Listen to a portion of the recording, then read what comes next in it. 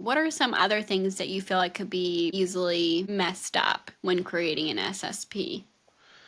One thing that we found is making sure that the documents and settings that you specify in there actually match. Mm. There were a few times in our early drafts where we have the Axiom Access Management Policy, but for several controls it said Access Control Policy. Oh, So yeah. you want to make sure, our assessor was able to, when we did our mock assessment, was able to put two and two together and realize it was the same document. But still, it's a little gotcha you can get. Another thing that I think you can get into, and this is actually a really critical one, inheritance. I mentioned earlier, if you're using a cloud vendor like AWS GovCloud or Microsoft GCC or GCC High, including Azure, you have to demonstrate that you're doing your job and your requirements that they've told you you have to do. You can't just show up to an assessment and say, "Yeah, Microsoft handles all this. Like it's their FedRAMP. It's fine. Trust me, bro. It's fine. They've got they're on the FedRAMP marketplace. That counts, right?"